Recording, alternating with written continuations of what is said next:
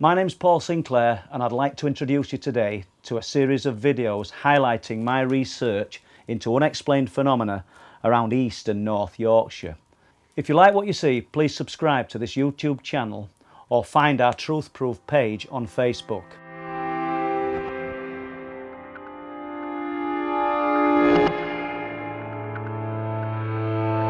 I was researching some sightings of a black cat seen around Flixton and Caton in 2018.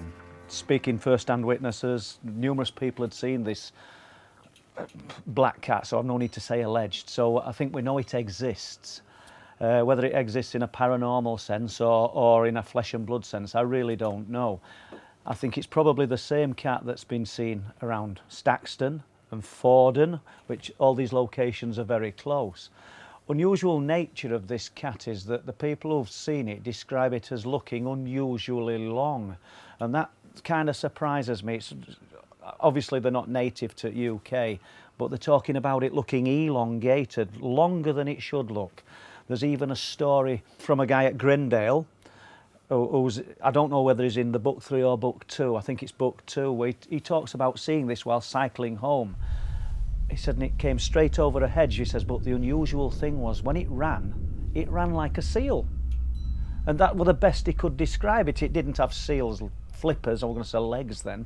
But he said it actually ran with that kind of gait, that kind of motion. Yet, interestingly enough, when it got to the other side of the road, it had the ability to jump the hedge and run into the field. So that was just one example. But these black cats are seen all over this area, but certain locations seem more prominent. For instance, Short Lane in Bempton, which is nothing of a lane. It's a lane that links one side of Bempton to the Flamborough side of Bempton, and there's nothing, it's devoid, it's just fields and short hedgerow. But there's a lady spoke to me this year, tells me that she was walking a pony to some new pasture. Short Lane's a single track road. It's laid in the grass. Its tail's flicking. She said the pony must have seen it but didn't seem fazed, and she claims it, for all intents and purposes, this thing looked like a flesh and blood big cat, a panther.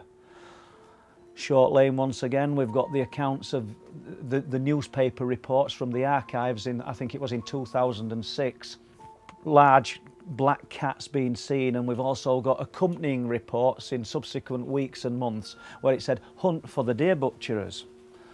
And they describe finding deer carcasses on Short Lane and at a place a few miles away called Woldgate, where they assume that poachers or something like a cat has took down this prey, pared the meat off the bone in an unusual manner, but not took the meat.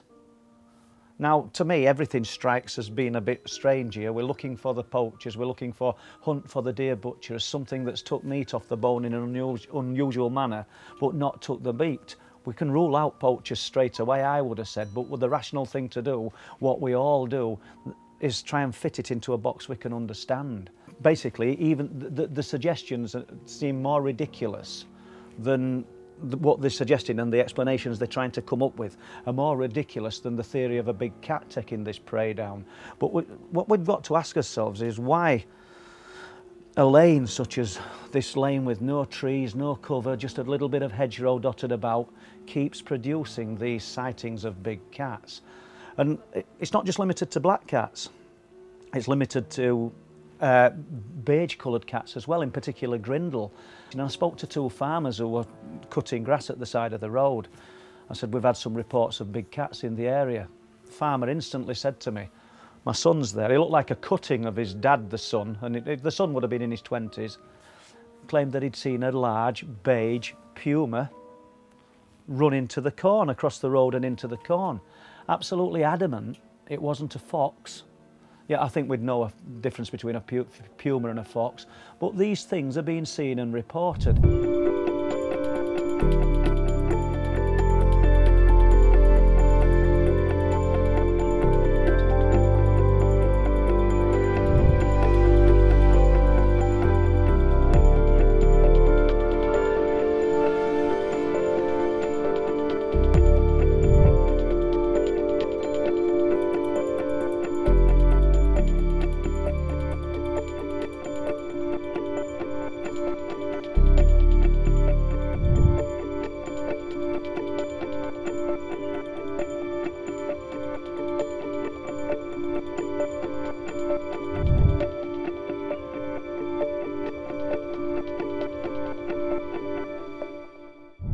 I think it was 1994, at a place called Rudston Parva, which is about 6 miles from where I'm sat now in Bridlington.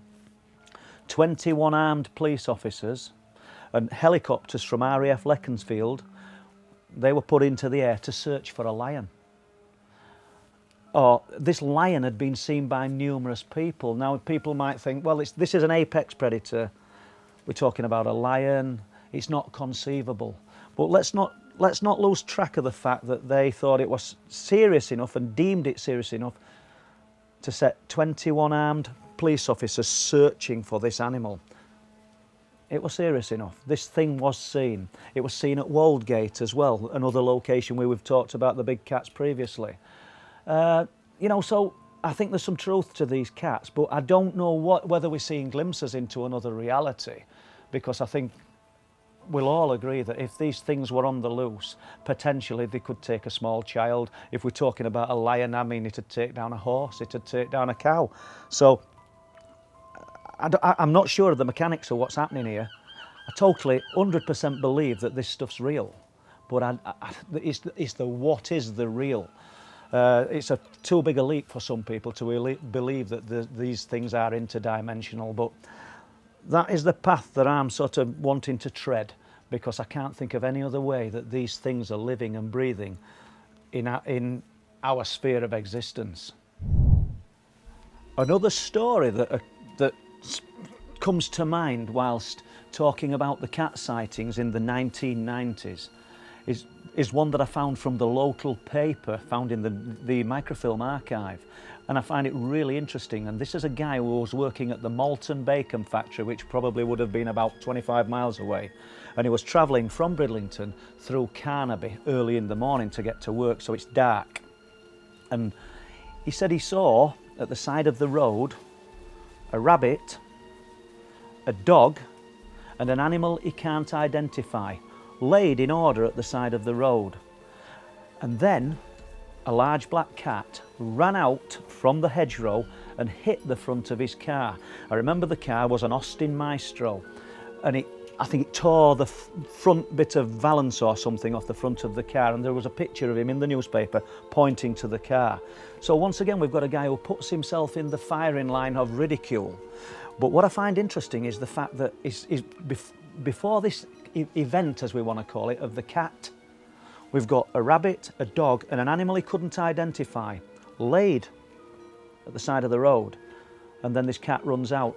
Hits it with enough force, he says, to knock the car over, which is ridiculous, because these animals probably in the wild probably don't weigh more than 85 to 150 pounds. I'm not certain at weight of a large black cat, so we know it wouldn't knock the car over, but that was his description. So we've got something else going off here. We've got a guy who's nothing to gain. I've looked through the archives, I've sort of researched this guy. He's not prone to flights of fantasy, and he's come out with this story. So what was happening? Why were these animals lined up? That's what I'm still asking. Why were these animals lined up in succession? And why should a black cat, it's not a rhinoceros, it's run out and he's talking about it hitting his car. He thought his car were going to turn over. Ridiculous. And it's done damage to the car. So another story that adds to the spate of black cat sightings during that 1994 period, because I think that was the year that it was.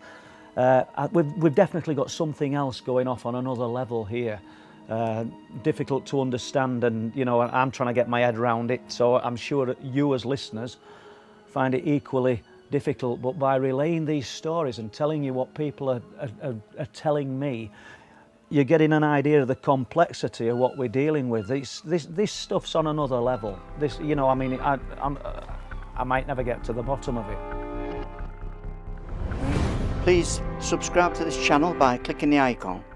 Click on the notification bell to get notification of future videos.